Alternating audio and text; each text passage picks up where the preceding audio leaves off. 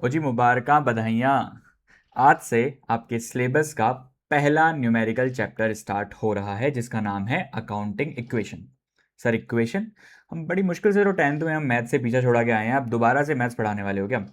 हाँ भी और नहीं भी। देखो इस चैप्टर में ना एक बहुत ही सिंपल सी इक्वेशन है और उस इक्वेशन में मैथ्स का फ्लेवर कम है, अकाउंटिंग का फ्लेवर थोड़ा ज़्यादा है। और वो इतनी सिंपल इक्वेशन है जिसके लिए आपको टेंशन लेने की बिल्कुल ज़रूरत नहीं है। इनफैक्ट ये चैप्टर ना एक बहुत ईजी विन है जिसमें एक सिंपल सा कॉन्सेप्ट है, बहुत छोटा सा कॉन्सेप्ट है। उस कॉन्सेप्ट को अगर आपने लॉजिकल तरीके से एक बार समझ लिया तो इस चैप्टर के जितने भी तरह के क्वेश्चंस बन सकते हैं उनको सॉल्व करने में आपको बिल्कुल भी दिक्कत नहीं आएगी। तो बिना देरी के स्टार्ट करते हैं और समझते हैं कि अकाउंटिंग इक्वेशन क्या है, उसका मतलब क्या होता है। चलिए जी। ओके तो अकाउंटिंग इक्वेशन स्टार्ट करने से पहले ना हम पहले एक चीज रिवाइज करते हैं 10 सेकंड के अंदर अंदर जो हमने आज तक बहुत बार पढ़ी है। ये चीज कि सर हर एक फाइनेंशियल ट्रांजैक्शन ना दो या दो से ज्यादा आइटम्स को, एस्पेक्ट्स को या अकाउंट्स को इंपैक्ट करता है, जिसे हम क्या कहते हैं, ड्यूअल एस्पेक्ट कॉन्सेप्ट। बहुत बार पढ़ी है हमने। अकाउंटिंग इक्वेशन भी ना ड्यूअल एस्पेक्ट कॉन्सेप्ट पे बेस्ड है और वो क्या बोलता है कि एक बिजनेस के एसेट्स उस बिजनेस की लाइबिलिटीज और कैपिटल के बराबर होंगे। ठीक है, तो ये क्या बोलता है, accounting equation states that asset of a business are always equal to the liabilities and capital. ठीक है, तो इसमें तीन एलिमेंट्स हो गए, कौन कौन से? पहला एसेट हो गया, दूसरा लाइबिलिटीज हो गया और तीसरा कैपिटल हो गया। ठीक है, और यही अकाउंटिंग इक्वेशन में है। अकाउंटिंग इक्वेशन है क्या? Asset is equals to liabilities plus capital. ठीक है, और इस इक्वेशन को ना हम बैलेंस शीट इक्वेशन के नाम से भी बोलते हैं। क्यों? क्योंकि जब एक बिजनेस की बैलेंस शीट बनती है तो एसेट और लाइबिलिटीज और कैपिटल, ये तीन ही चीज रिकॉर्ड होती हैं उस बैलेंस शीट के अंदर और कोई चौथा आइटम आता ही नहीं है। ठीक है, लेकिन यार अब मेरे ना, तो ये तो थ्योरी हो गई एक तरह से, मेरे यहां पे खुद के दो डाउट्स हैं जो आपके भी होने चाहिए। क्या सर? पहला तो ये कि सर हमने ना मॉडर्न क्लासिफिकेशन ऑफ अकाउंट्स में ये पढ़ा था कि एक कि अकाउंटिंग में जितने भी अकाउंट्स हैं ना वो पांच तरह के हो सकते हैं। एसेट्स वो यहां पे आ गया, लाइबिलिटीज वो भी यहां पे आ गए, कैपिटल वो भी चलो यहां पे आ गए, लेकिन बाकी के दो अकाउंट्स कहां गए? वो कौन कौन से थे? एक तो था रेवेन्यू एंड गेन्स और दूसरा था एक्सपेंसेस एंड लॉसेस।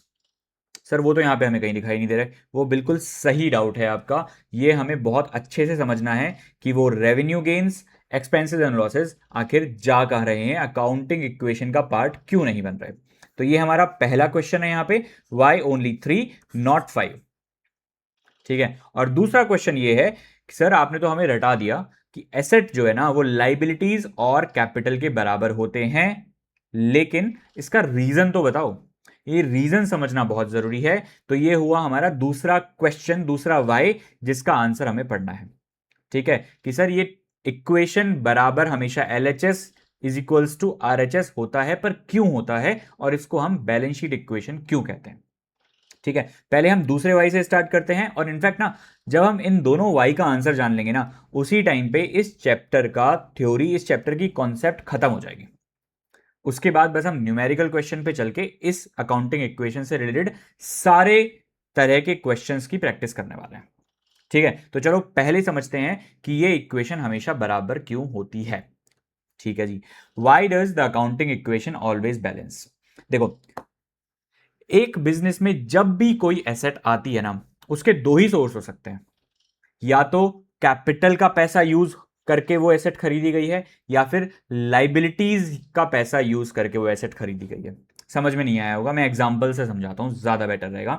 देखो एक ओनर ने या बिजनेसमैन ने बिजनेस में कैपिटल डाली तो क्या होगा, बिजनेस में पैसा पैसा आएगा, कैश बढ़ेगा। उसका सोर्स क्या हुआ? कैपिटल। यानी बिजनेस में जब पैसा आया, एसेट आई, तो उसका सोर्स क्या हुआ? कैपिटल। अब मान लो इसी पैसे को यूज करके, यानी कैपिटल के पैसे को यूज करके आपने स्टॉक खरीद लिया, इन्वेंट्री खरीद ली जो कि आपकी एसेट है। तो जब एसेट खरीदी गई वो कैश से खरीदी गई और कैश कौन सा वाला है? कैपिटल वाला। तो अल्टीमेटली इस स्टॉक का भी जो सोर्स हुआ वो क्या हुआ, कैपिटल हुई। कैपिटल का पैसा यूज करके ही स्टॉक खरीदा गया है। दूसरा एग्जांपल लेते हैं। अब कैपिटल के पैसे से तो आपने स्टॉक खरीद लिया, आपको मशीनरी खरीदने की जरूरत और हुई। मान लो मशीनरी महंगी है 5 लाख रुपए की और इतना पैसा बिजनेस में नहीं है, तो आपने सोचा मैं लोन ले लेता हूं। लोन लिया, बिजनेस में पैसा आया, कैश बढ़ा, उसका सोर्स क्या है, यानी एसेट बढ़ी, उसका सोर्स क्या है सर, लोन है, और लोन एक लाइबिलिटी होता है। ठीक है, तो अल्टीमेटली जब बिजनेस में कैश आया तो या तो वो कैपिटल के थ्रू आया या लाइबिलिटी के थ्रू आया। अब जब 5 लाख रुपए का आपने लोन लिया और इस 5 लाख रुपए को यूज करके आपने मशीनरी खरीदी, तो मशीनरी कैसे खरीदी गई, कैश से खरीदी गई। वो कैश कौन सा था, लोन वाला था, लाइबिलिटी वाला था। ठीक है, आगे चल के आपको ये और यूज हुआ, आपको ये रियलाइज हुआ कि यार मुझे ऑफिस के लिए फर्नीचर और खरीदना है। अब आपके पास ना कैपिटल बची है, ना लाइबिलिटी, ना लोन का पैसा बचा है। आपने सोचा मैं फर्नीचर जो है ना वो उधारी पे खरीद लेता हूं, जब मेरा बिजनेस चलना स्टार्ट होगा, जब मेरा माल बिकना स्टार्ट हो जाएगा, जब मेरे पास पैसे आएंगे तो मैं उस उधारी को चुका दूंगा। तो आप शोरूम पे गए, उसने आपने बोला कि यार मुझे फर्नीचर दे दो, मैं 2 महीने बाद इसका पेमेंट कर दूंगा, उधारी पे दे दो आप मेरे को। तो जब बिजनेस में फर्नीचर आया, इसका सोर्स क्या हुआ, क्रेडिटर्स हुए, क्योंकि आपने उधारी पे माल खरीदा है, और क्रेडिटर्स भी क्या होते हैं, लाइबिलिटी होता है। हमने 4 एग्जांपल देखे, कैश, स्टॉक, मशीनरी, फर्नीचर।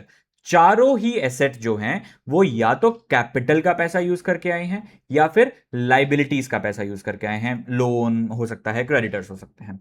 ठीक है, इसीलिए तो हम कह रहे हैं कि बॉस, जो भी बिजनेस में एसेट है वो कैपिटल और लाइबिलिटी के टोटल के बराबर होगा। सिंपल सी बात है ना, आप बिजनेस में जो कुछ भी लेके आ रहे हो वो दो ही सोर्स से लेके आ रहे हो, कैपिटल या लाइबिलिटी, और उन दोनों के टोटल को ही हम एसेट से मैच कर रहे हैं, जो कि हमेशा बराबर होगा। समझ में आती है बात? इसीलिए एलएचएस यानी कि asset will always be equal to liabilities and capital which is RHS. इति सिद्धम। ठीक है, तो चलो देखते हैं, where does the money to buy asset come from. पैसा आता कहां से है एसेट्स खरीदने के लिए, what is the source of asset. पहला हो सकता है कैपिटल, दूसरा हो सकता है लाइबिलिटी।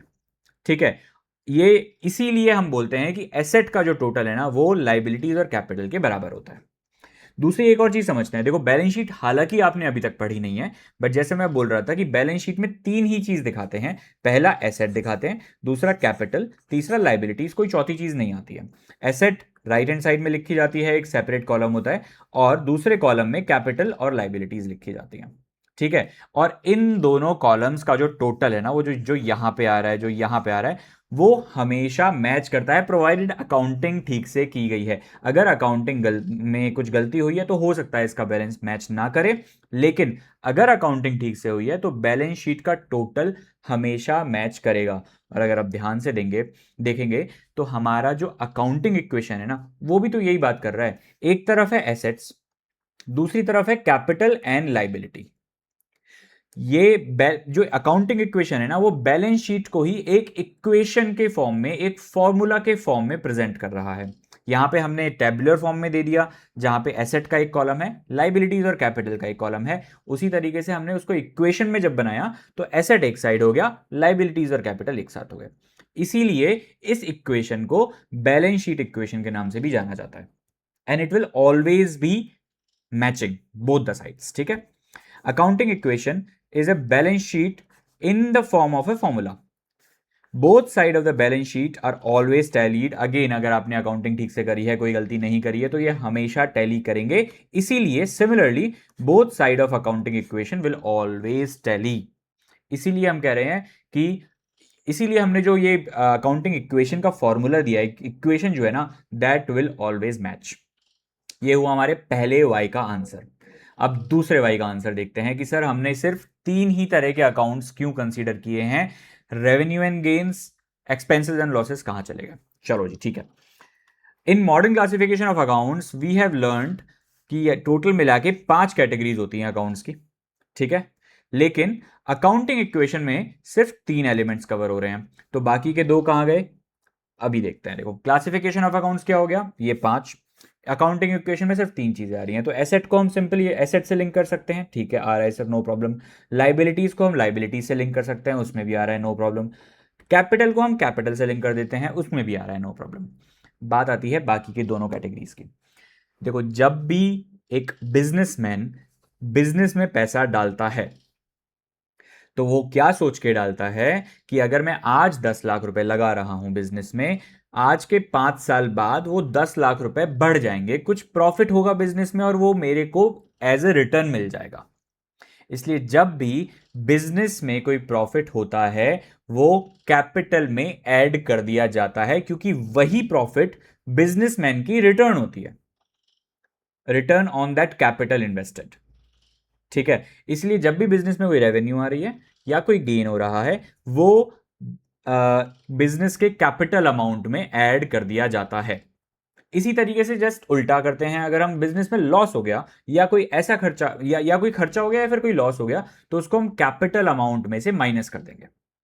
इसीलिए डायरेक्टली नहीं बट इनडायरेक्टली ये भी अकाउंटिंग इक्वेशन का पार्ट बनते हैं, क्योंकि ये दोनों जो है वो कैपिटल में एडजस्ट किए जाते हैं। रेवेन्यू एंड गेन्स हम कैपिटल में ऐड कर देंगे, एक्सपेंसेस एंड लॉसेस हम कैपिटल में से माइनस कर देंगे।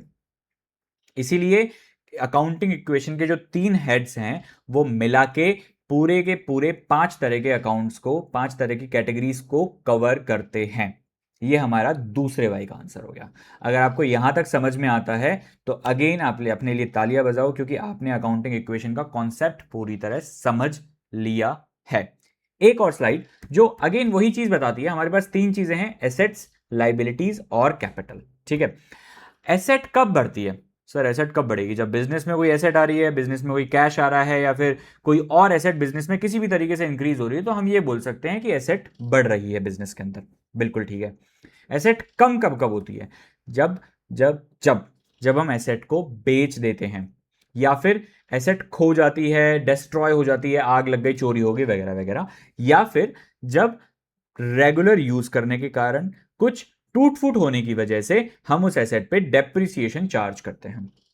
डेप्रिसिएशन का एक पूरा चैप्टर है, बट अगेन डेप्रिसिएशन का यही कॉन्सेप्ट यही है कि ये एसेट की वैल्यू को धीरे धीरे कम करता है। क्यों? क्योंकि हम उसका रेगुलर यूज कर रहे हैं, तो उसमें कुछ ना कुछ टूट फूट होती है, खराबी होती है, तो वो डेप्रिसिएशन के थ्रू चार्ज करते हैं हम अपने P&L में।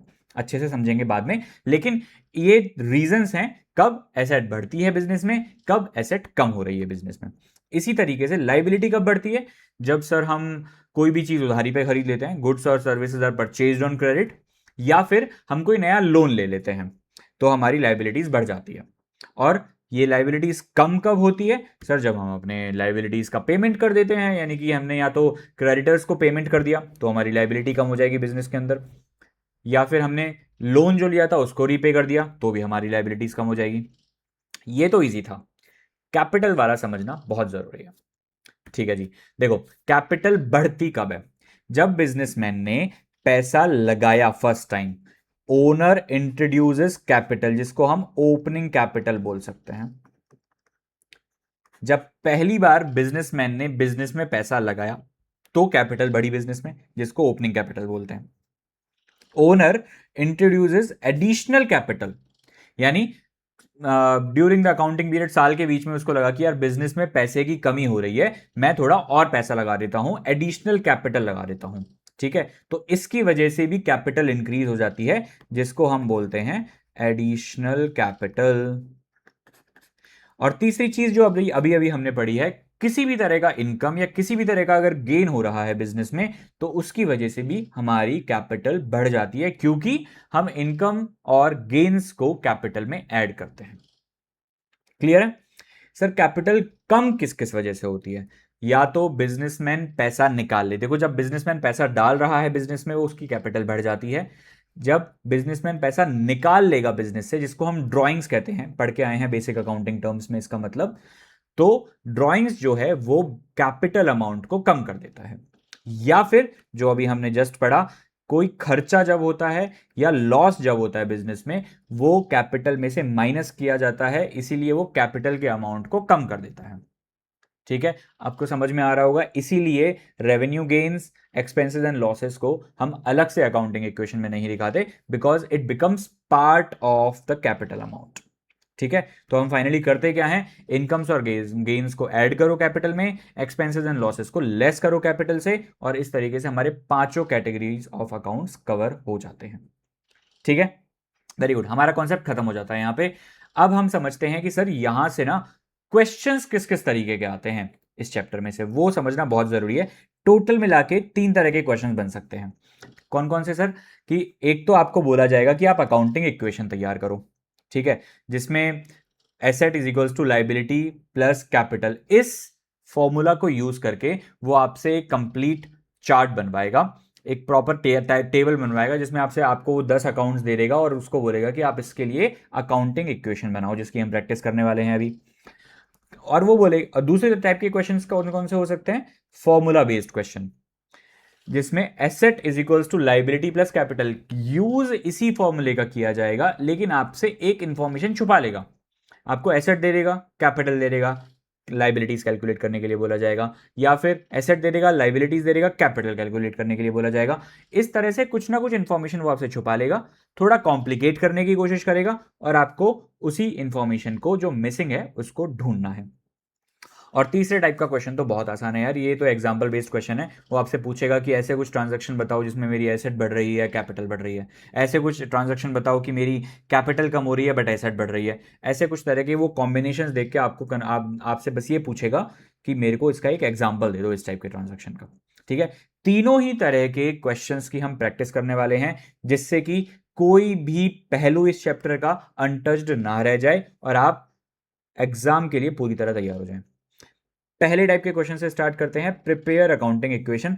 3 सिंपल स्टेप्स हैं इसके। वैसे ये स्टेप्स ना एग्जाम में नहीं पूछे जाएंगे आपसे, आपको तो सिंपल क्वेश्चन दिया जाएगा, और इतने डिफिकल्ट है भी नहीं, ये अपने आप फॉलो करना स्टार्ट कर दोगे जैसे जैसे क्वेश्चन में आप आगे बढ़ते हो। ठीक है, बट सिंपली अगर हम बात करें अकाउंटिंग इक्वेशन प्रिपेयर करने के लिए, ये 3 स्टेप्स आपको फॉलो करने हैं। सबसे पहले आपको ये देखना है कि कौन सा कंपोनेंट इफेक्ट हुआ है इस ट्रांजैक्शन से, एसेट और लाइबिलिटी और कैपिटल। ठीक है, सबसे पहले आपको ये आइडेंटिफाई करना है। फिर दूसरे स्टेप में आपको इंपैक्ट देखना है कि बॉस ये जो एसेट है, ये तीनों जो एलिमेंट्स हैं वो इंक्रीज हो रहे हैं या डिक्रीज हो रहे हैं, ascertaining the impact of components. और थर्ड में सिंपल आपको इनके अमाउंट के साथ, अगर इंक्रीज हो रहा है तो इंक्रीज कर दो, डिक्रीज हो रहा है तो डिक्रीज कर दो, विद द अमाउंट आपकी अकाउंटिंग इक्वेशन प्रिपेयर हो जाएगी। The most important thing is आपको हर बार अकाउंटिंग इक्वेशन ये चेक करनी है कि वो बैलेंस हो रही है या नहीं हो रही। अगर नहीं हो रही है तो जरूर कुछ ना कुछ मैथमेटिकल एरर या कॉन्सेप्चुअल एरर हुआ है।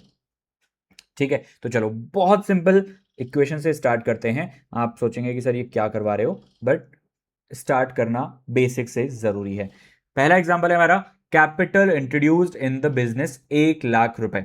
ठीक है, सबसे पहला स्टेप क्या था हमारा, हमें यह पता लगाना है कि कौन कौन से अकाउंट या कौन कौन से element of accounting equation impact हुए हैं। सबसे पहले मैं अकाउंटिंग इक्वेशन ही लिख देता हूं, यहां पे आसान रहेगा। क्या है हमारी accounting equation? Asset is equals to liabilities plus capital.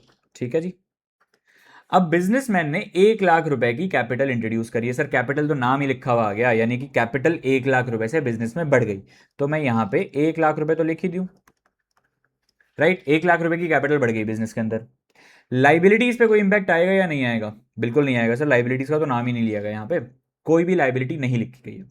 अब 1,00,000 रुपए बिजनेस में आया है, कैश बढ़ा होगा, cash is an asset of the business, इसीलिए 1,00,000 रुपए जो है ना वो एसेट में भी हम प्लस कर देंगे। यहां पे हमने 1,00,000 रुपए बढ़ाया, यहां पे हमने 1,00,000 रुपए बढ़ाया, हमारी अकाउंटिंग इक्वेशन बैलेंस्ड हो गई। ये चेक करना बहुत जरूरी है, ठीक है, कि अकाउंटिंग इक्वेशन मैच हो रही है या नहीं हो रही, दोनों साइड्स टैली होनी चाहिए। ठीक है, दूसरे इक्वेशन पे दूसरे एग्जांपल पे चलते हैं। बिजनेस ने लोन लिया है 50,000 रुपए का। अगेन मैं वापस शॉर्ट में अपना अकाउंटिंग इक्वेशन लिख देता हूं यहां पे। आप देखो कि बिजनेस ने एक लोन लिया है 50,000 रुपए, क्या क्या इंपैक्ट हुआ होगा, सबसे पहले आप ये आइडेंटिफाई करो। सर लोन लिया है, loan is a liability of the business, बिल्कुल ठीक है, तो लाइबिलिटी इंपैक्ट हुई है। 50,000 रुपए का लोन लिया है यानी लाइबिलिटी इंक्रीज हुई है, तो मैं यहां पे 50,000 रुपए प्लस में लिख दूंगा। कैपिटल इंपैक्ट हुई है या नहीं हुई? सर कैपिटल का तो कोई नाम ही नहीं आया, तो कैपिटल का अमाउंट 0 आ जाएगा यहां पे। एसेट्स, देखो लोन लिया है यानी बिजनेस में पैसा आया है, यानी कि कैश बढ़ गया, एसेट बढ़ गई, तो मैं 50,000 रुपए एसेट में भी यहां पे ऐड कर दूंगा।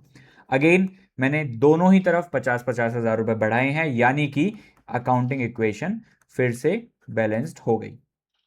तीसरा एग्जांपल देखते हैं। गुड्स खरीदे गए हैं मिस्टर राम से 20,000 रुपए में, उधारी पे माल खरीदा गया है। ठीक है, अगेन मैं एक बार अकाउंटिंग इक्वेशन लिख देता हूं, इससे थोड़ा हेल्प हो जाती है रेफरेंस में। ठीक है जी, गुड्स खरीदे गए हैं, बिजनेस में गुड्स आए हैं, यानी इन्वेंट्री स्टॉक बढ़ गया बिजनेस के अंदर, तो एसेट बढ़ गई है। 20,000 रुपए का एसेट हम इंक्रीज कर देंगे यहां पे। कैसे? क्योंकि जब हमने माल खरीदा है, इंक्रीज हो गया है बिजनेस के अंदर स्टॉक का बैलेंस। 20,000 रुपए इन्वेंट्री बढ़ गई यानी एसेट बढ़ गई, तो मैं 20,000 रुपए प्लस कर दूंगा एसेट्स में। ठीक है, उधारी पे माल खरीदा गया है, तो उधारी पे जब माल खरीदा गया है क्रेडिटर्स बनते हैं, क्रेडिटर्स बिजनेस की लाइबिलिटी होती है, तो 20,000 रुपए हमारी लाइबिलिटी भी इंक्रीज हो गई है, जो हमें मिस्टर राम को बाद में पे करनी है। कैपिटल पे कोई इंपैक्ट आया नहीं आया? बिल्कुल नहीं आया सर, दोनों तरफ हमने 20,000 रुपए ऐड कर दिए। अगेन हमारी अकाउंटिंग इक्वेशन बैलेंस्ड हो गई है। ठीक है, क्लियर है यहां तक? चलो जी नेक्स्ट पे चलते हैं। Example 4, rent paid in cash ₹10,000। देखो यहां पे ध्यान देने वाली बात है, यहां पे आप बताओ एक बार कि क्या क्या इंपैक्ट हुआ है। Asset is equals to liability plus capital.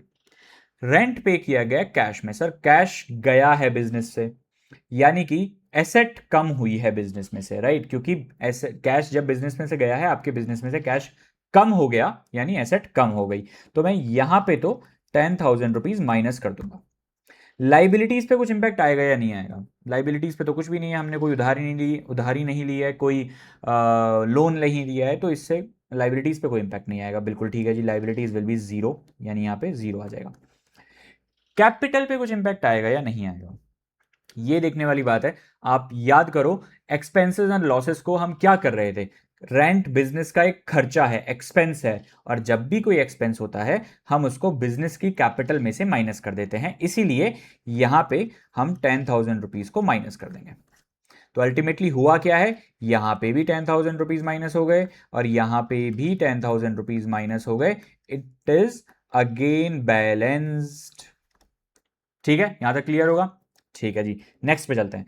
Capital withdrawn ₹5,000। मेरे को दोबारा से अकाउंटिंग इक्वेशन लिखने दो, आप भूल मत जाना।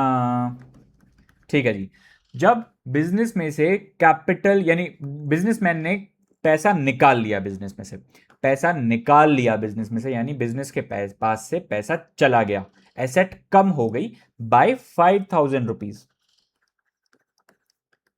लाइबिलिटीज पे कोई इंपैक्ट आया नहीं आया? सर लाइबिलिटीज का तो कहीं दूर से दूर तक कोई लेना देना नहीं है इस चीज का। कैपिटल कम हुई है सर, क्यों? क्योंकि जब बिजनेसमैन पैसा लगाता है तो कैपिटल बढ़ जाती है। बिजनेसमैन ने ड्रॉइंग्स कर लिए तो हमारी कैपिटल का अमाउंट कम हो जाएगा। दोनों तरफ से हमने 5,000 रुपए माइनस कर दिए, वापस हमारी अकाउंटिंग इक्वेशन बैलेंस्ड हो जाती है। ठीक है, बहुत बढ़िया। चलो जी, लास्ट एग्जांपल छोटा सा, उसके बाद हम एक बड़ा एग्जांपल सॉल्व करेंगे। Machinery purchased in cash 40,000। ये भी थोड़ा सा डिफरेंट है, अगेन मुझे लिखने दो। Asset is equals to liabilities plus capital. पहले ये आइडेंटिफाई करो कि कौन कौन से एलिमेंट्स इंपैक्ट हुए हैं। मशीनरी परचेज की गई है, यानी बिजनेस में मशीनरी आई है, एसेट बढ़ गई, machinery is an asset of the business, asset बढ़ गई 40,000 रुपए की, तो मैं यहां पे लिख देता हूं प्लस 40,000 रुपीज। लेकिन कैश गया है बिजनेस में से, क्योंकि आपने जो मशीनरी खरीदी है ना वो कैश में खरीदी है, 40,000 रुपए दिए हैं, तब 40,000 रुपए की मशीनरी आई है, तो 40,000 रुपए का एसेट कम भी हो गया बढ़ने के साथ साथ। मशीनरी बढ़ी है, कैश कम हो गया, तो हम 40,000 रुपए को माइनस भी कर देंगे। अब इससे ना ही लाइबिलिटीज पे कोई इंपैक्ट पड़ा तो ये हमारी जीरो हो जाएंगी, ना ही कैपिटल पे कोई इंपैक्ट पड़ा तो ये भी हमारी जीरो हो जाएंगी। अब हुआ क्या है, यहां पे भी जीरो हो गया, यहां पे भी जीरो है, प्लस यहां पे भी जीरो है। अगेन हमारी अकाउंटिंग इक्वेशन बैलेंस्ड हो जाती है, क्योंकि दोनों जो इंपैक्ट किए जाने वाले एलिमेंट है ना वो दोनों एसेट ही हैं। एक ही साइड में प्लस माइनस होकर जीरो हो गया, दूसरे साइड पे कोई इंपैक्ट पड़ा ही नहीं। अगेन हमारी अकाउंटिंग इक्वेशन बैलेंस हो जाती है। आई होप थोड़ा सा फ्लेवर मिला होगा कि अकाउंटिंग इक्वेशन जब प्रिपेयर करने के लिए बोला जाता है तो किस तरह के सिंपल आपको एग्जांपल्स दिए जा सकते हैं। लेकिन आपको इतनी आसानी से नंबर्स मिलते नहीं है यार, मेहनत करनी पड़ती है। अब इसी 6 के 6 एग्जाम्पल्स को अगर हम एक क्लब करके एक अगेन एक टैबुलर फॉर्म में पूरा एग्जाम्पल हम सॉल्व करेंगे with few more other examples, थोड़ा सा डिफिकल्टी भी ऐड करेंगे ताकि आपको प्रैक्टिस थोड़ा अच्छे से हो सके। देखो, आपको दिया गया है मिस्टर ली के कुछ ट्रांजैक्शंस, टोटल मिला के 10 ट्रांजैक्शंस हैं। इसको यहाँ पे देखने की जरूरत नहीं है, हम एक अलग से टेबल बना के डिस्कस करने वाले हैं और आपको इसके हर एक ट्रांजैक्शन को अकाउंटिंग इक्वेशन में डालना है। ये चेक करना है कि हर ट्रांजैक्शन के बाद अकाउंटिंग इक्वेशन बैलेंस हो रही है या नहीं हो रही, टैली हो रही है या नहीं हो रही। मैं थोड़ी देर के लिए स्क्रीन से गायब हो जाता हूं। ठीक है, देखो इस तरीके का हमारे पास एक फॉर्मेट बनता है। मैंने फॉर्मेट टाइम बचाने के लिए पहले ही बना लिया है। Asset is equals to liabilities plus capital, ये हमने यहां पे लिख दिया है। यहां पे हमने ट्रांजैक्शंस लिख दिए हैं। ठीक है, और एक एक करके अब हम स्टार्ट करते हैं। जब भी कोई एसेट आएगी हम यहां पे उसके नाम लिख देंगे, क्योंकि एक मतलब काफी सारे ट्रांजैक्शंस हैं, बहुत सारी एसेट्स ऐसी हो सकती हैं जो इंपैक्ट हो रही होंगी, इसलिए यहाँ पे उनके हम ट्रांजैक्शंस के उन एसेट्स के नाम लिख देंगे, यहाँ पे लाइबिलिटीज के नाम लिख देंगे। कैपिटल तो कैपिटल ही होती है। चलो स्टार्ट करते हैं। पहले स्टार्टेड बिजनेस विद कैश 50,000 रुपए, यानी बिजनेसमैन ने 50,000 रुपए बिजनेस में डाले और बिजनेस स्टार्ट किया। ठीक है, तो सबसे पहला जो एसेट इंपैक्ट हुआ है ना, वो हुआ है कैश। तो हम यहां पे कैश लिख देंगे और यहां पे लिख देंगे 50,000 रुपीज प्लस हो गया बिजनेस में। ठीक है जी, लाइबिलिटीज पे कोई इंपैक्ट नहीं आया, जीरो। कैपिटल भी हमारी 50,000 रुपए से बढ़ गई। ठीक है, क्योंकि कैपिटल इंट्रोड्यूस की है उस बिजनेसमैन ने। तो न्यू इक्वेशन क्या बनी सर? न्यू इक्वेशन बनती है 50,000 इधर है, इधर 0 प्लस 50,000, बैलेंस हो गई इक्वेशन हमारी। हर ट्रांजैक्शन को अकाउंटिंग इक्वेशन में डालने के बाद न्यू इक्वेशन जो बनती है हमें उसको चेक करना है कि वो टैली हो रही है या नहीं हो रही। दूसरे पे चलते हैं। बिजनेस ने गुड्स परचेज किए हैं 20,000 रुपए कैश में और 30,000 रुपए क्रेडिट में। ठीक है, तो सबसे पहले तो सर हमारे पास गुड्स आ गए। क्यों आ गए? क्योंकि बिजनेस ने गुड्स खरीदे हैं। तो एक और स्टॉक हो जाती है बिजनेस में, सॉरी एक और एसेट हो जाती है बिजनेस में जो कि है स्टॉक। अब सबसे पहले हम देखते हैं परचेज गुड्स 20,000 और 30,000, टोटल मिला के सर 50,000 रुपए का स्टॉक हो जाएगा हमारे पास। भले ही वो कैश में खरीदा गया है या वो क्रेडिट में खरीदा गया है, इस बात से कोई फर्क नहीं पड़ता। ठीक है सर, तो 50,000 रुपए का तो एक तो हमारे पास स्टॉक खड़ा हो गया। अब वो खरीदा कैसे कैसे गया है सर? 20,000 रुपए का स्टॉक तो कैश में खरीदा गया है, तो हम 20,000 रुपए यहां से माइनस कर देंगे, क्योंकि आपने पैसा दिया है, एसेट कम हुई है, कैश कम हुआ है बिजनेस में से। तो यहां पे हो जाएगा 20,000 रुपए माइनस और प्लस हो जाएगा 50,000 रुपए का स्टॉक। ठीक है, अब सर ये तो 50,000 रुपए प्लस हो गए और 20,000 रुपए माइनस हो गए, तो टोटल मिला के 30,000 रुपए हमने एसेट्स में बढ़ा दिए। लेकिन लाइबिलिटीज और कैपिटल में अभी तक कुछ नहीं किया। करेंगे बेटा। देखो 30,000 रुपए क्या बनेगा? आपने 30,000 रुपए का माल उधारी में खरीदा है, यानी क्रेडिटर्स खड़े हो गए आपके, क्रेडिटर्स इंक्रीज हो गए आपके बिजनेस में। तो इसलिए हम यहां लाइबिलिटीज में क्या लिखेंगे? क्रेडिटर्स। क्रेडिटर्स लिख के यहां पे हम 30,000 रुपए ऐड कर देंगे। कैपिटल में इस ट्रांजैक्शन का कोई इंपैक्ट नहीं आया। ठीक है, तो अब हमारी न्यू इक्वेशन क्या बनती है? 50,000 में से 20,000 माइनस हो गए तो 30,000 बचेगा, प्लस स्टॉक बचेगा हमारा 50,000, 80,000। यहां पे 0 प्लस 30,000 आ जाएगा और कैपिटल में कोई चेंज नहीं था, ये आ गया 50,000 rupees. Again 80,000 is equals to 80,000, ये हमारी न्यू इक्वेशन जो है वो भी टैली कर जाती है। थर्ड पे चलते हैं। Sold goods for cash 40,000 rupees, जिसकी कॉस्ट थी 30,000 रुपए। सिंपल टर्म्स में आपने कोई माल खरीदा रहा 30,000 रुपए का और वो 40,000 रुपए में आपने बेच दिया। ठीक है, तो देखो कैश में इंपैक्ट आएगा या नहीं आएगा? बिल्कुल आएगा सर, क्योंकि आपने कैश में माल बेचा है। पर अमाउंट कितना आएगा? 30,000 या 40,000? सर 40,000 आएगा, क्योंकि हमने माल 40,000 रुपए का बेचा है, सेल्स हमारी 40,000 रुपए की हुई है। यहां पे हम लिख देंगे 40,000 रुपए प्लस में। स्टॉक आपके पास से कितने रुपए का गया है? आपने वो माल 30,000 रुपए में खरीदा था। ठीक है, तो स्टॉक में से 40,000 माइनस नहीं होगा, क्योंकि 40,000 तो उसकी सेल्स प्राइस है। आपने खरीदा कितने में था? 30,000 रुपए में, तो हम यहां से स्टॉक में से माइनस कर देंगे 30,000 रुपए। ठीक है, तो सर ये 40,000 और 30,000 ये तो 10,000 रुपीज बेसिकली आपने एसेट्स में बढ़ा दिए। बिल्कुल सही बढ़ा दिए, सही बात है। लेकिन इसका दूसरी साइड पे क्या इंपैक्ट होने वाला है? अब देखो ये समझने वाली बात है, 40,000 रुपए की सेल्स हुई है, सेल्स यानी बिजनेस की रेवेन्यू, बिजनेस की इनकम, और इनकम या रेवेन्यू को हम बिजनेस में सॉरी कैपिटल में ऐड करते हैं, तो हम यहां पे 40,000 रुपए कैपिटल में ऐड कर देंगे। लेकिन जो 30,000 रुपए का स्टॉक बिका है ना, वो बिजनेस का खर्चा हो जाएगा, राइट? तभी तो वो प्रॉफिट आपको कितने का होगा, बेसिकली जो कैपिटल इंपैक्ट होगी ना वो नेट अमाउंट से इंपैक्ट होगी। 40,000 रुपए का आपने माल बेचा, 10,000 रुपए का उसकी लागत आई, तो नेट इंपैक्ट कैपिटल पे कितना पड़ना चाहिए, 10,000 रुपए का। 40,000 रुपए की इनकम हुई, रेवेन्यू हुई, और 30,000 रुपए का बिजनेस का खर्चा हुआ, अल्टीमेट इंपैक्ट आया कैपिटल पे 10,000 रुपीज का। ठीक है, तो न्यू अकाउंटिंग इक्वेशन आपकी क्या बनती है, 30,000 प्लस 40,000, कैश हो गए सर आपके पास 70,000 रुपीज, स्टॉक हो जाएगा आपके पास 50 में से 30 चला गया तो 20,000 रुपए का, लाइबिलिटीज यानी क्रेडिटर्स हो गए आपके पास 30,000 रुपीज के, और कैपिटल हो जाएगी आपके पास 60,000 रुपीज की। 90,000 प्लस 90,000, अगेन आपकी अकाउंटिंग इक्वेशन यहां पे बराबर हो जाती है। ठीक है, देखो यहां से अब थोड़े थोड़े ट्रिकी क्वेश्चन स्टार्ट होंगे। पूरे साल का जो खर्चा था वो 6,000 रुपए का था, लेकिन आपने पे किया है सिर्फ 5,000 रुपए। सर सबसे पहले तो हम 5,000 रुपए कैश में से माइनस कर देते हैं, क्योंकि हमने 5,000 रुपए का पेमेंट किया है। बिल्कुल सही, 5,000 रुपए कैश में से तो माइनस हो ही जाएंगे।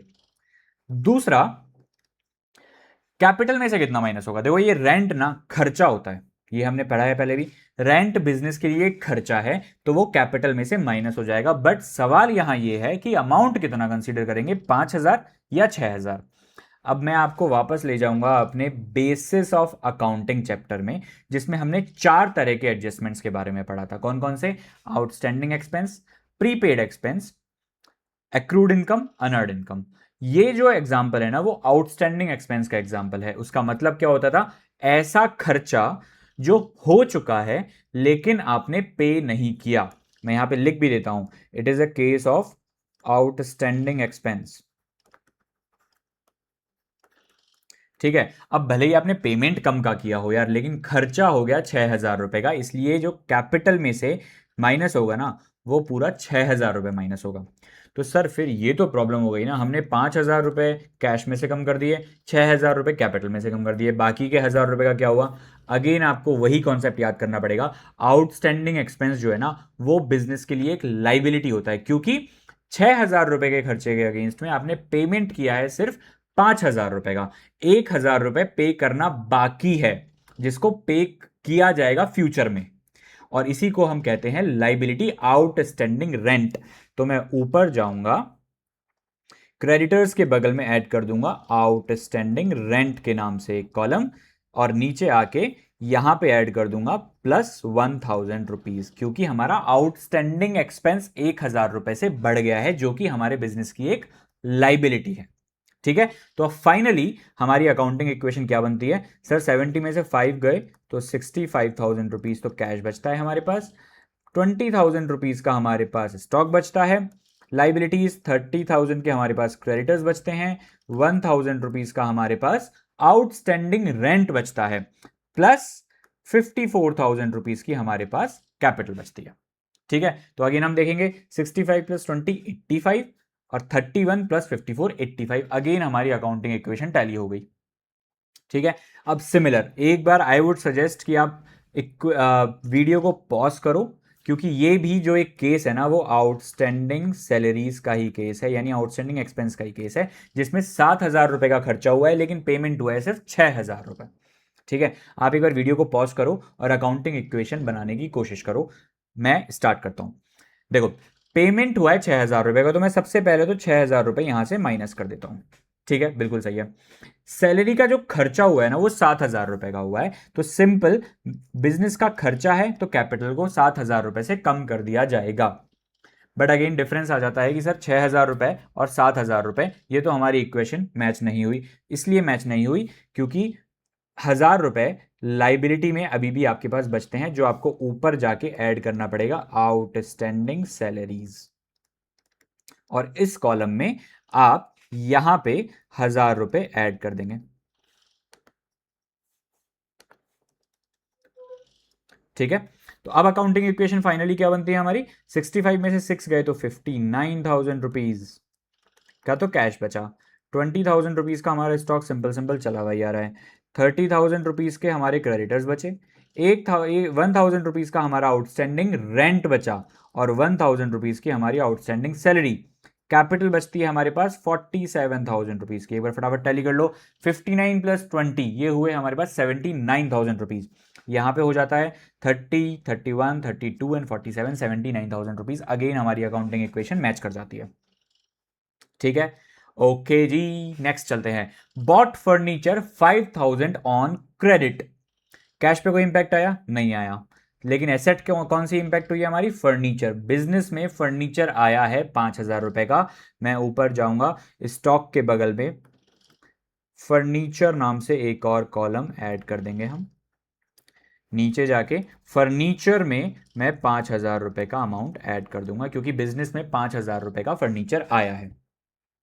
क्रेडिट पे आया है, यानी उसने हमारे क्रेडिटर्स को बढ़ा दिया, लाइबिलिटी को बढ़ा दिया। तो मैं यहां पे आके 5,000 रुपए क्रेडिटर्स के नीचे 5,000 रुपए ऐड कर दूंगा। इन दोनों में कोई इंपैक्ट हुआ नहीं, इससे कैपिटल पे भी कोई इंपैक्ट नहीं आया। तो मैंने एक तरफ 5,000 रुपए फर्नीचर में बढ़ा दिए और एक तरफ लाइबिलिटी में बढ़ा दिए। तो अब मेरे पास अकाउंटिंग इक्वेशन क्या बनती है, कैश पे कोई इंपैक्ट नहीं आया, 59,000 का 59 बचा। स्टॉक पे भी कोई इंपैक्ट नहीं आया। फर्नीचर हमारे पास ऐड हो गया 5,000 रुपीज़ का। क्रेडिटर्स हमारे पास 30 से 35,000 हो गए। ये 1,000 हो गया, प्लस ये 1,000 रह गया। और हमारे पास कैपिटल पे भी इस बार कोई इंपैक्ट नहीं आया। अगेन इसमें तो कोई दोबारा कैलकुलेशन करने की जरूरत नहीं है, दोनों साइड हमने 5,000 रुपये बढ़ाए हैं। 59 प्लस 20 79 प्लस 5 84,000 रुपीज़। और यही बैलेंस हमारे पास लेफ्ट राइट में भी आ रहा है for creditors and capital, for liabilities and capital. Okay, transaction number 7, brought refrigerator for 8,000 for personal use. यानी कि ओनर ने बिजनेस का पैसा यूज करके एक अपने पर्सनल यूज के लिए फ्रिज खरीद लिया। तो सर 8,000 रुपए बिजनेस से गए हैं, पहले तो मैं 8,000 रुपए यहां से माइनस कर देता हूं। ठीक है, अब यहां पे एक एसेट भी तो आ रही है ना, फ्रिज, रेफ्रिजरेटर, सॉरी रेफ्रिजरेटर आ रहा है बिजनेस में, नहीं आ रहा, क्योंकि वो ओनर ने अपने पर्सनल यूज के लिए खरीदा है, जो कि books of accounts of business में रिकॉर्ड नहीं किया जाएगा। इसलिए मैं यहां पे जाके कैश, स्टॉक और फर्नीचर के आगे रेफ्रिजरेटर ऐड नहीं करूंगा, क्योंकि वो बिजनेस की एसेट है ही नहीं। अगर वो बिजनेस के लिए होता तो मैं फर्नीचर के आगे यहां पे रेफ्रिजरेटर और ऐड कर लेता, बट वो नहीं होगा, क्योंकि वो पर्सनल यूज के लिए खरीदा गया है। तो एसेट में सिर्फ 8,000 रुपए बिजनेस से गए हैं। तो सर अब दूसरा इसका इंपैक्ट कहां आएगा, दूसरा इंपैक्ट आएगा 8,000 रुपीज कैपिटल में से माइनस होंगे। क्यों, क्योंकि ये ड्रॉइंग्स कंसीडर होंगे। यहां पे मैं लिख भी देता हूं, this will be treated as drawings. Drawings capital को कम करते हैं। तो अब जो न्यू इक्वेशन बनती है वो क्या होता है, 51,000 रुपीज का हमारा कैश रह गया, 20,000 का स्टॉक हमारा एज इट इज चल रहा है, 5,000 रुपीज का फर्नीचर आ गया। लाइबिलिटीज में क्रेडिटर्स में कोई इंपैक्ट नहीं आया, आउटस्टैंडिंग रेंट में कोई इंपैक्ट नहीं आया, आउटस्टैंडिंग सैलरीज में कोई इंपैक्ट नहीं आया। कैपिटल जो है वो हमारी 39,000 रह जाती है प्लस में। ठीक है, तो अगेन इसका टोटल कर लो, 51 plus 20 71 plus 5 76, 35 plus 2 37 and 39 76। Again match करता है, जो कि बहुत जरूरी है। ओके जी, ट्रांजैक्शन नंबर 8, हमारे पास 3 ट्रांजैक्शन और बचे हैं, फटाफट फटाफट देखते हैं। Purchase computer for cash. देखो ये इसमें क्या हुआ, हमने कैश दिया है 10,000 रुपीज का कंप्यूटर खरीदने के लिए। क्या मैं यहां से 10,000 रुपये माइनस कर दूं, बिल्कुल सर, कैश तो माइनस हो ही जाएगा। लेकिन बिजनेस में एक और एसेट आ गई, जिसको मैं ऊपर जाके, सॉरी, जिसको मैं ऊपर जाके ऐड कर देता हूं कंप्यूटर, और नीचे जाके यहां पे ही मैं प्लस 10,000 रुपीज कर दूंगा। क्या इसका कोई भी इंपैक्ट लाइबिलिटीज पे हुआ, नहीं हुआ। आउटस्टैंडिंग एक्सपेंसेस पे हुआ, नहीं हुआ। कैपिटल पे हुआ, ये भी नहीं हुआ। तो अगेन इनफैक्ट ना ये लिखने की जरूरत ही नहीं है, जस्ट मेंशन जहां पे भी उस ट्रांजेक्शन का इंपैक्ट हुआ है। तो अब हमारे पास न्यू इक्वेशन क्या बनी, 41,000 रुपीज का कैश रह गया हमारे पास, stock is same, furniture is same, हमारे पास 10,000 रुपीज का एक कंप्यूटर ऐड हो गया, ये सेम रहेंगे सारे।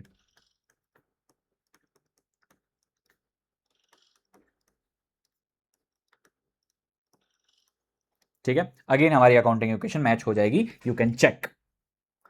ओके जी, second last, interest due but not received. Again मैं बेसिस ऑफ अकाउंटिंग में जो हमने 4 एडजस्टमेंट्स पढ़े थे ये उसी से रिलेटेड है।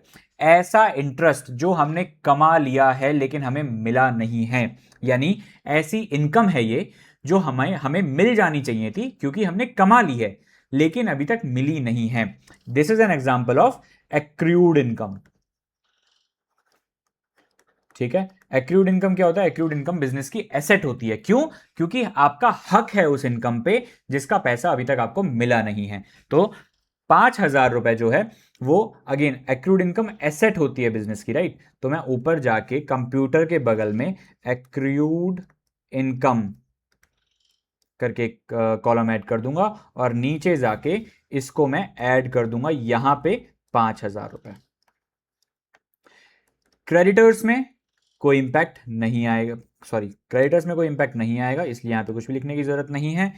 यहां पे कैपिटल में इनकम हुई है तो इनकम हमने क्या पढ़ा था सर? इनकम हमने पढ़ा था कि इनकम को हम कैपिटल में ऐड कर देते हैं। ये इंटरेस्ट जो है ना वो बिजनेस की रेवेन्यू एंड गेन्स में कवर होता है और ये जो है वो कैपिटल में ऐड कर दिए जाते हैं, इसीलिए हमने कैपिटल में यहां पे 5,000 रुपए प्लस कर दिए। अब हमारी अकाउंटिंग इक्वेशन क्या बनती है? 41,000 रुपीज का कैश, 20,000 रुपीज का स्टॉक, 5,000 रुपए का फर्नीचर, 10,000 रुपीज का कंप्यूटर, 5,000 रुपए की एक्रूड रेवेन्यू जो हमें फ्यूचर में मिलेगी, 35 के क्रेडिटर्स, 1,000 रुपए का आउटस्टैंडिंग रेंट, 1,000 रुपए का आउटस्टैंडिंग सैलरी और 44,000 रुपीज की कैपिटल। अगेन एक बार चेक कर लेते हैं, 41 plus 20 61 plus 5 66 76 and 81,000 rupees. 81,000 rupees हमारी एसेट है। 31 प्लस 2 37 37 और 44 ये भी हमारी अगेन 81,000 रुपीज की क्रेडिटर्स और लाइबिलिटीज और कैपिटल मिलके बैलेंस बन जाता है। लास्ट एग्जांपल, ये भी उन 4 एडजस्टमेंट्स में से ही एक है। इंश्योरेंस प्रीमियम जिसका खर्चा था सिर्फ 12,000 रुपए लेकिन हमने पे कर दिया 15,000 रुपए, यानी प्रीपेड एक्सपेंस। ऐसा खर्चा जो हुआ नहीं है, इसमें 3,000 रुपए का ऐसा खर्चा है जो हुआ नहीं है लेकिन आपने पे कर दिया है। This is an example of prepaid expense, right? तो अब देखो 15,000 रुपए का पेमेंट कर दिया आपने तो सिंपल कैश में से तो 15,000 रुपए माइनस हो जाएंगे। और खर्चा कितने का हुआ है? खर्चा हुआ है सर 12,000 रुपए का, इसलिए कैपिटल में से जो माइनस होगा वो 12,000 रुपए होगा। अगेन द क्वेश्चन है सर यहां से हमने 15,000 माइनस कर दिए, यहां से हमने 12,000 माइनस कर दिए, बाकी के 3,000 रुपए का क्या होगा? तो बाकी का 3,000 रुपए बिजनेस की एसेट बनता है। प्रीपेड एक्सपेंस जो होते हैं वो बिजनेस की एसेट होते हैं क्योंकि खर्चा आपने आज कर दिया, उसका बेनिफिट आपको फ्यूचर में मिलने वाला है। इसीलिए मैं ऊपर जाऊंगा, यहां पे थोड़ा क्लमजी हो गया बट ठीक है चल जाएगा, प्रीपेड एक्सपेंस नाम से एक कॉलम ऐड कर दूंगा, नीचे जाके यहां पे 3,000 रुपीज ऐड कर दूंगा और यहां पे अब 15,000 रुपए हमने एसेट्स में ऐड कर दिए, सॉरी कैश में से माइनस कर दिए, 3,000 रुपए प्रीपेड एक्सपेंस में रिकॉर्ड कर दिए, नेट इंपैक्ट आया 12,000 और 12,000 का ही अमाउंट हमने कैपिटल में से माइनस कर दिया। तो न्यू इक्वेशन क्या बनती है?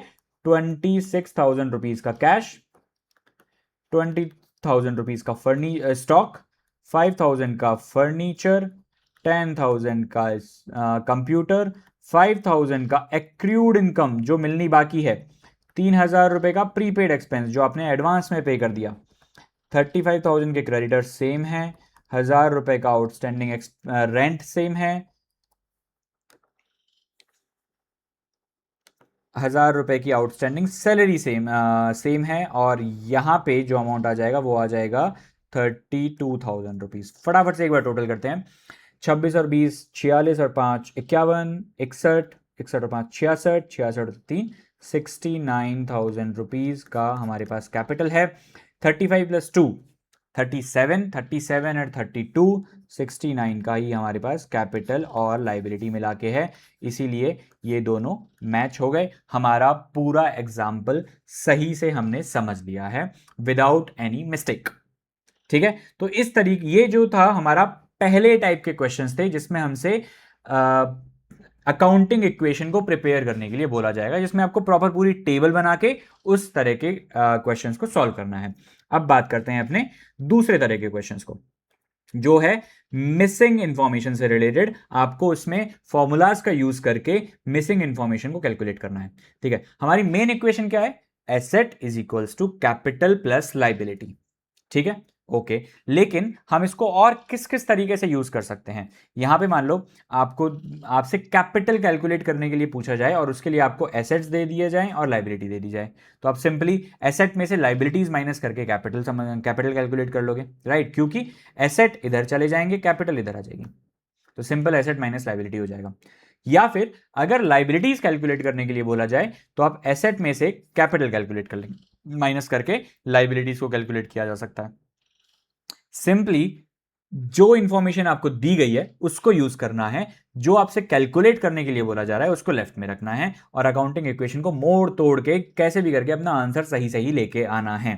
ठीक है, सो इस तरह के क्वेश्चंस में आपसे मिसिंग इंफॉर्मेशन कैलकुलेट करने के लिए, फाइंड करने के लिए बोला जाएगा। एक बार हम इसको एग्जांपल से समझते हैं, सिंपलेस्ट एग्जांपल से समझते हैं, फिर धीरे धीरे इसके अपन लेवल को आगे बढ़ाएंगे। पहला, ओके, सबसे पहले मैं अपनी बेसिक इक्वेशन को लिख लेता हूं, जिसमें एसेट इज इक्वल्स टू होता है liability plus capital. Capital of the business है 70,000 रुपीज, तो मैं यहां पे 70,000 लिख दूं, बिल्कुल लिख दीजिए सर। लाइबिलिटीज है 40,000 रुपीज, तो यहां पे मैं 40,000 को लिख दूं। आपसे पूछा गया है कैलकुलेट द एसेट। सर ये क्या करवा रहे हो हमसे? सिंपल प्लस माइनस करवाओगे क्या बेटा? यही है, इससे ज़्यादा तो कुछ है ही नहीं। तो हमारी एसेट्स कितनी हो गई? ये हमारा आंसर हो गया, 1,10,000 रुपए की एसेट्स हो गई। ठीक है, सिंपल। धीरे धीरे लेवल को बढ़ाएंगे हालांकि। दूसरा, if the capital of a business is rupees 1,00,000 and asset are 1,30,000, तो मैं तो पहले अपना बेसिक वाला लिख लेता हूं, asset is equals to liabilities plus capital. हमें क्या क्या दिया गया है? कैपिटल दे दी, एसेट दे दी, हमें लाइबिलिटीज कैलकुलेट करनी है। लाइबिलिटीज के लिए मैं इस फॉर्मूले को ऐसा लिख सकता हूं कि लाइबिलिटीज कैलकुलेट करने के लिए एसेट में से कैपिटल माइनस कर दो, तो हमारी लाइबिलिटीज निकल के आ जाएंगी। एसेट हमें दे रखा है 1,30,000 रुपए, कैपिटल हमें दे रखी है 1,00,000 रुपए, तो हमारी लाइबिलिटीज का जो अमाउंट निकल के आ गया वो आ गया 30,000 रुपीज। सिंपल। हमें बस अकाउंटिंग इंफॉर्मेशन बेसिक वाली याद रखनी है, जो मेन अकाउंटिंग इक्वेशन है हमारी, और फिर हम उसको मैथमेटिकली इधर उधर करके उसको यूज करके हम मिसिंग इंफॉर्मेशन निकाल सकते हैं। चलो थोड़ा सा अब ज्यादा इंफॉर्मेशन हमारा निकालते हैं। कैपिटल दे रखी है हमें 4,00,000 रुपए, क्रेडिटर्स दे रखे हैं जो कि हमारी लाइबिलिटीज होते हैं 3,00,000 रुपए, रेवेन्यू 7,50,000 रुपए, और एक्सपेंसेस हमें 2,00,000 रुपीज के दे रखे हैं। सबसे पहले अपनी अकाउंटिंग इक्वेशन लिख लो, asset is equals to liabilities plus capital. ठीक है, कैपिटल हमें 4,00,000 रुपए की दे रखी है, ये लिख लो। क्रेडिटर्स हमारे लाइबिलिटीज होते हैं, तो मैं यहां पे 3,00,000 रुपए लिख लूंगा।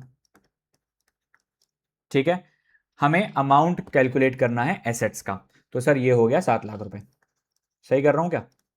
नहीं सर, ये तो गलत है, गलत लग रहा है हमें। क्यों?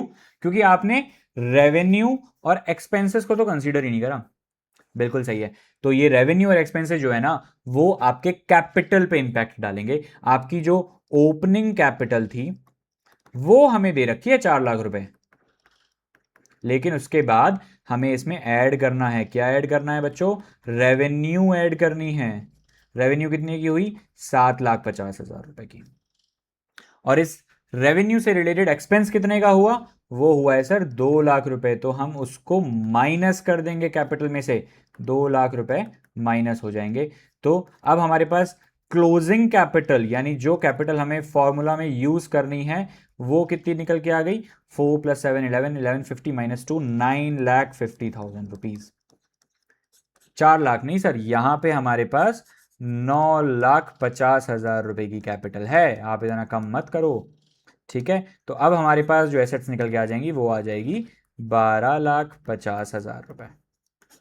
ठीक है, तो इस क्वेश्चन में हमने क्या समझा? इस क्वेश्चन में हमने रेवेन्यू और एक्सपेंसेस को भी कैपिटल में एडजस्ट करना सीखा है। ठीक है, हमारे पास एसेट का अमाउंट निकल के आ गया 12,50,000 रुपए, यही इसका आंसर है। चलो थोड़ा सा और advanced version of this question देखते हैं। ओपनिंग कैपिटल दे रखी है, लेकिन एसेट और लाइबिलिटीज हमें क्लोजिंग के दे रखे हैं। ठीक है, हमें क्लोजिंग कैपिटल पता लगानी है और प्रॉफिट कितना अर्न किया ये पता लगाना है। तो देखो, asset is equals to capital sorry liabilities हम सेम रखेंगे, कंसिस्टेंट रखेंगे, लाइबिलिटीज प्लस कैपिटल। हमारे पास क्लोजिंग एसेट्स हैं, सबसे पहले हमें क्लोजिंग कैपिटल का पता लगाना है। अब वो क्लोजिंग कैपिटल कैसे पता लगेगी? सर एसेट्स में से लाइबिलिटीज को माइनस कर दो। तो एसेट्स हमें कितनी दे रखी हैं? 50,000 क्लोजिंग एसेट्स दे रखी हैं। इसमें से अगर हम क्लोजिंग लाइबिलिटीज 10,000 रुपीज माइनस कर देते हैं तो हमारे पास क्लोजिंग कैपिटल का अमाउंट निकल के आ जाता है, विच इज 40,000 रुपीज। बिल्कुल सही है, यहां तक समझ में आता है। अब देखो, हमने अपनी स्लाइड नंबर 5 थी शायद, उसमें क्या सीखा था? उसमें यह सीखा था कि जब भी इंट्रोड्यूस होती है कैपिटल, इसको हम ओपनिंग कैपिटल बोल देते हैं, जब फर्स्ट टाइम बिजनेसमैन या ओनर कैपिटल इंट्रोड्यूस करवाता है। ठीक है, इसमें इनकम्स एंड गेन्स को ऐड करते हैं, विड्रॉन को लेस कर देते हैं जो ड्राइंग्स होती हैं, और एक्सपेंसेस और लॉसेस को हम माइनस कर देते हैं। ठीक है, चलो अब दोबारा चलते हैं अपने क्वेश्चन पे। सॉरी यार, हाँ ठीक है। तो यहां पे हम क्या देख रहे हैं कि सर हमारे पास क्लोजिंग कैपिटल अवेलेबल है, ओपनिंग कैपिटल अवेलेबल है। तो यहां पे ना किस तरह का फॉर्मूला बनता है? देखो, ओपनिंग कैपिटल आपके पास 30,000 रुपीज दे रखी है, इसमें प्रॉफिट या लॉस का एडजस्टमेंट होना बाकी है, जो आपकी मिसिंग इंफॉर्मेशन है। और क्लोजिंग कैपिटल अभी हमने कैलकुलेट करी है 40,000 रुपीज। ठीक है, ये हमारी क्लोजिंग कैपिटल है। तो सिंपल 30,000 रुपीज में हम क्या ऐड करेंगे कि वो 40,000 बन जाएगा? कि सर 10,000 रुपए ऐड करेंगे तो अभी हमारी मिसिंग इंफॉर्मेशन की जगह आ जाएगा 10,000 रुपीज का प्रॉफिट, लॉस हट जाएगा। ठीक है, तो इसका फॉर्मूला क्या बनता है? Closing capital minus opening capital. 40,000 rupees की हमारी क्लोजिंग कैपिटल थी, ओपनिंग कैपिटल हो गई हमारी 30,000 रुपीज की, हमारे पास प्रॉफिट निकल के आ गया 10,000 रुपीज। ठीक है, तो यहां पे ये दोनों क्वेश्चन सॉल्व हो गए। सबसे पहले हमने क्लोजिंग कैपिटल कैलकुलेट करी और उसके बाद हमने प्रॉफिट कैलकुलेट किया ओपनिंग कैपिटल और क्लोजिंग कैपिटल को यूज करके। ठीक है, चलो और थोड़ा सा एडवांस्ड क्वेश्चन समझते हैं। Owners capital in the beginning, यानी ये हो गई हमारी opening capital. Creditors at the end, यानी ये हो गया हमारा closing liability. Revenue during the period 70,000 रुपए है, expenses during the period 65,000 rupees है। हमें क्या कैलकुलेट करना है? हमें क्लोजिंग एसेट्स कैलकुलेट करना है सबसे पहले तो। ठीक है, क्लोजिंग एसेट्स के लिए assets is equals to liability plus capital. क्या क्या अवेलेबल है हमारे पास? सर हमारे पास अवेलेबल है क्रेडिटर्स एट द एंड, यानी क्लोजिंग लाइबिलिटी अवेलेबल है हमारे पास 50,000 रुपए की। बिल्कुल ठीक है सर। कैपिटल हमारे पास स्टार्टिंग की अवेलेबल है। ठीक है, तो हमारे पास ओपनिंग कैपिटल अवेलेबल है विच इज 60,000 रुपीज। इसमें हम ऐड करेंगे रेवेन्यू को, कितनी है? 70,000 रुपीज की, लेकिन इसमें से हम लेस कर देंगे एक्सपेंसेस को विच इज 65,000 रुपीज। तो हमारे पास क्लोजिंग कैपिटल कितनी निकल के आ जाती है? 60 प्लस 70 130 माइनस 65 कितनी हो गई है? सॉरी, क्लोजिंग कैपिटल हो गई हमारे पास 65,000 रुपीज। ठीक है, तो यहां पे हम लिखेंगे 65,000 रुपीज की हमारी क्लोजिंग कैपिटल है, और इन दोनों का एडिशन ही तो हमारा एसेट होगा। कितना हुआ? 1,15,000 रुपए। Simple, asset is equals to liabilities plus capital. हमें बस इन तीनों इंफॉर्मेशन को ढूंढना है दिए गए क्वेश्चन में से। हमारे पास क्रेडिटर्स यानी क्लोजिंग लाइबिलिटी अवेलेबल थी, हमारे पास कैपिटल ओपनिंग थी, लेकिन खर्चा और रेवेन्यू दिया गया था तो हमने उसको यूज करके क्लोजिंग कैपिटल कैलकुलेट कर ली, और जब ये दोनों इंफॉर्मेशन मिली तो एसेट कैलकुलेट करना बड़ा आसान था। एक लास्ट क्वेश्चन हम सॉल्व करेंगे, इसी तरह के क्वेश्चन आते हैं। एक लास्ट क्वेश्चन सॉल्व करेंगे जो कि समझने लायक चीज है। अगर आपको ये समझ में आ गया तो आपको पूरा चैप्टर के इस टाइप के क्वेश्चंस आप आराम से सॉल्व कर लोगे। ए स्टार्टेड अ बिजनेस ऑन 1 अप्रैल 2026, यानी कि 50,000 रुपए जो है वो हमारी ओपनिंग कैपिटल हुई। मैं यहां पे लिख लेता हूं इसको। ओपनिंग कैपिटल कितनी हुई? 50,000 रुपीज। लोन ऑफ 25,000 रुपए, लोन हमारी लाइबिलिटी है, इसको एक बार के लिए यहीं रखे रहने देते हैं। He during the year he had introduced additional capital of 25,000, यानी कि मैं इसमें यहां पे प्लस कर देता हूं एडिशनल कैपिटल। कितना रुपए? 25,000 रुपए की एडिशनल कैपिटल उसने इंट्रोड्यूस करी है, ठीक है। पर उसने ड्यूरिंग द ईयर विदड्रॉ यानी ड्रॉइंग्स भी कर लिए 15,000 रुपए के फॉर पर्सनल यूज। तो मैं इसको माइनस कर देता हूं, ड्रॉइंग्स को, ड्रॉइंग्स माइनस कर दिए हमने कितने, 15,000 रुपए के। अब ठीक है, और देखते हैं क्या दिया हुआ है। ऑन 31 मार्च 2027 एसेट्स वर 1,50,000 रुपए, यानी कि 1,50,000 रुपए की हमारे पास एसेट्स हो गई। हमें करना क्या है, find his capital on 31 March 2027 and profit made और लॉस इनकर्ड, कि इसने कितना प्रॉफिट कमाया है या फिर लॉस खाया है during the year, during the financial year 2026-27। देखो सबसे पहले तो यहां पे हम अपना बेसिक अकाउंटिंग इक्वेशन लिख देते हैं, asset is equals to liabilities plus capital. हमारे पास एसेट्स अवेलेबल हैं 1,50,000 रुपए की, ठीक है। लाइबिलिटीज देखो यहां पे उसने एक लोन लिया था 25,000 रुपए का, कोई और इंफॉर्मेशन नहीं दे रखी, इसलिए जो ओपनिंग बैलेंस ऑफ लोन है उसी को ही हम क्लोजिंग बैलेंस ऑफ लोन यानी क्लोजिंग लाइबिलिटी मान लेंगे। तो हमारे पास 25,000 रुपए की लाइबिलिटी है। तो क्या आप यहां से कैपिटल का अमाउंट कैलकुलेट कर सकते हैं? बिल्कुल कर सकते हैं। 1,50,000 में से 25,000 माइनस ही तो करना है बस हमें। सिंपल कैलकुलेशन कितना आ जाएगा, 1,25,000 रुपए कि हमारी कैपिटल आ जाएगी, क्लोजिंग कैपिटल आ जाएगी, ठीक है। तो यहां पे अभी हमारे पास प्रॉफिट या लॉस कैलकुलेट करना बाकी है, लेकिन हमारे पास क्लोजिंग कैपिटल इसकी आ चुकी है 1,25,000 रुपए, ठीक है। This is our closing capital. अब सिंपल फॉर्मूला आपको समझना है, रटना नहीं है।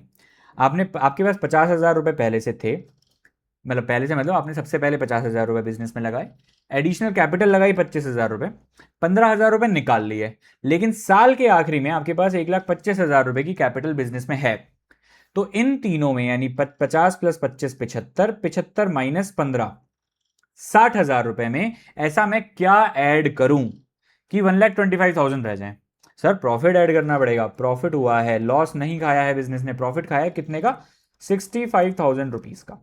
50 में आप 25 ऐड करोगे तो 75,000, 70 में से 75 में से 15 माइनस करोगे 60, 60 में 65 ऐड करोगे तब जाके आपको वो 1,25,000 रुपए का बैलेंस क्लोजिंग कैपिटल में मिलेगा, ठीक है। लेकिन अगर मैं इसको दूसरे तरीके से आपको समझाऊं, जब आपके पास ये सारी चीजें दी गई हैं तो आप प्लस ओपनिंग कैपिटल में एडिशनल कैपिटल ऐड करेंगे, ड्रॉइंग्स लेस करेंगे, प्रॉफिट ऐड करेंगे, तब जाके आपके पास क्लोजिंग कैपिटल आएगा। लेकिन अगर आपको यहां से क्लोजिंग कैपिटल से ओपनिंग कैपिटल पे जाना है तो साइन रिवर्स हो जाएंगे, जो आप ऐड कर रहे थे वो आप लेस करोगे, जो आप लेस कर रहे थे वो आप ऐड करोगे, ठीक है। इसीलिए प्रॉफिट कैलकुलेट करने का सही तरीका यहां पे क्या होगा कि सर हम क्लोजिंग कैपिटल में से ड्रॉइंग को प्लस कर देंगे, क्योंकि अब हम उल्टा चल रहे हैं, क्लोजिंग कैपिटल से ओपनिंग कैपिटल की तरफ जा रहे हैं। ड्रॉइंग्स को हम प्लस कर देंगे, एडिशनल कैपिटल को हम माइनस कर देंगे और ओपनिंग कैपिटल को भी हम माइनस कर देंगे, ठीक है। तो प्रॉफिट का अमाउंट कैसे कैलकुलेट होगा, 1,25,000 की क्लोजिंग कैपिटल, इसमें हमने ड्रॉइंग्स ऐड कर दिए हैं 15,000 रुपए के, एडिशनल कैपिटल जो लगाई गई थी वो हमने माइनस कर दिया है 25,000 रुपए। हमें बस साइन पलटने हैं। अगर आपको ये वाला पार्ट समझ में आता है ना, तो ओपनिंग से क्लोजिंग में जाने के लिए तो आपको सिंपल यही फॉलो करना है, लेकिन क्लोजिंग से ओपनिंग में जाते टाइम इन सब चीजों को माइनस कर दोगे, तब जाके आपको बैलेंसिंग फिगर प्रॉफिट या लॉस का मिल जाएगा। अगर पॉजिटिव अमाउंट आता है तो प्रॉफिट हो जाएगा, अगर नेगेटिव अमाउंट आता है तो लॉस हो जाएगा, ठीक है। तो एडिशनल कैपिटल हमने माइनस कर दी और ओपनिंग कैपिटल भी हमने माइनस कर दी। अब देख लो वही अमाउंट आएगा, 1,25,000 में 50,000 ऐड कर दो, 1,40,000, 1,40,000 में से 25,000 माइनस करेंगे तो आएगा 1,15,000, 1,15,000 में से 50,000 माइनस करेंगे तो बच जाएगा 65,000 रुपए। ये हो गया हमारा प्रॉफिट का अमाउंट कैलकुलेट, ठीक है। आई होप आपको ये समझ में आ गया होगा, ठीक है। अब देखो लास्ट टाइप के क्वेश्चंस बहुत सिंपल है, इसमें आपसे पूछा जा सकता है अलग अलग तरह के ट्रांजैक्शंस बताओ जो इस कैटेगरी में फिट होते हैं। तीसरे टाइप का क्वेश्चन है एग्जाम्पल बेस्ड क्वेश्चंस, ठीक है। क्या पूछ रहा है वो आपसे, हर एक केस के लिए एक एक एग्जाम्पल दे दो, ऐसा एग्जाम्पल दो जिससे, ऐसा ट्रांजैक्शन का एग्जाम्पल दो जिससे एसेट बढ़ रही हो और दूसरी एसेट कम हो रही हो। तो हम सिंपल एग्जांपल दे सकते हैं कि सर हम मशीनरी परचेज्ड इन कैश, ये हमने देखा भी था। मशीनरी जब हम परचेज कर रहे हैं कैश में तो उससे क्या हो रहा है, कैश हमारे पास से कम हो रहा है, मशीनरी हमारे पास से बढ़ रही है। Increase in one asset, decrease in another asset. ठीक है जी, बिल्कुल समझ में आता है। इसी तरह के क्वेश्चंस आएंगे। दूसरा, एक बार वीडियो को पॉज करो, खुद दिमाग लगाओ और पता लगाने की कोशिश करो कि इस सिनेरियो में कौन सा ट्रांजैक्शन फिट बैठ सकता है, हम क्या एग्जांपल दे सकते हैं। Increase in asset, increase in liability, इसका क्या एग्जांपल हो सकता है कि सर हमने लोन ले लिया, तो लोन लेने से क्या हुआ, लोन लेके बिजनेस की लाइबिलिटी बढ़ गई और बिजनेस में कैश आ गया, वो भी बढ़ गया। तो loan taken by the business, तो उससे हमारा लाइबिलिटी भी बढ़ जाएगी और एसेट्स भी बढ़ जाएंगे। इंक्रीज इन एसेट्स और इंक्रीज इन ओनर्स कैपिटल, ये तो सिंपल यार वही एग्जांपल हो गया कि ओनर ने एडिशनल कैपिटल बिजनेस में इंट्रोड्यूस करी है, उससे क्या होगा, बिजनेस में कैश आएगा, बढ़ गया। कैश जब बिजनेस में आ रहा है यानी एसेट बढ़ गई और साथ के साथ कैपिटल भी बढ़ गई, ओनर्स की कैपिटल, क्योंकि उसने एडिशनल कैपिटल इंट्रोड्यूस करी है बिजनेस में, तो ये भी बढ़ जाएगी। चौथा example, decrease in asset, decrease in liability. ये क्या होता है, सिंपल सा यार, हमने ये जो लोन लिया था आप इसको पे कर दो, तो लोन जब आप रीपे करोगे तो लोन की लाइबिलिटी भी कम हो जाएगी और कैश बिजनेस से बाहर जाएगा तो कैश भी कम हो जाएगा। ठीक है, इसी तरीके से decrease in asset, decrease in owners capital, इसको भी आप यहां से उठाओ और इसका अपोजिट कर दो। ड्रॉइंग्स का एग्जांपल ले लो जिसमें कैश बिजनेस से जाएगा, जब पैसा बिजनेस से निकाला जा रहा है तो बिजनेस में कैश कम हो जाएगा, एसेट कम हो जाएगी और कैपिटल जो है वो भी कम हो जाएगी, क्योंकि ड्रॉइंग्स जो हैं वो कैपिटल को कम कर देते हैं। बड़ा सिंपल है ना यार, मैंने बोला था ना बहुत सिंपल इक्वेशन है, बहुत सिंपल कॉन्सेप्ट है इस चैप्टर का, वो अगर आपने समझ लिया तो एग्जामिनर कैसा भी घुमा के क्वेश्चन दे दे आप उसको इजीली सॉल्व कर लेंगे। आप जिस भी ऑथर की बुक रेफर कर रहे हैं उसमें जितने ज्यादा से ज्यादा क्वेश्चन आप सॉल्व कर सकते हैं, प्रैक्टिस करो। अगर कोई डाउट आता है put that in the comment box, मैं आपके हर एक डाउट को सॉल्व कर दूंगा। इस वीडियो में बस इतना ही, अकाउंटिंग इक्वेशन यहां पे समाप्त होता है। नेक्स्ट वीडियो में हम नेक्स्ट चैप्टर स्टार्ट करेंगे। Till that time bye bye, like and share this video and don't forget to subscribe the channel for latest update. Bye bye.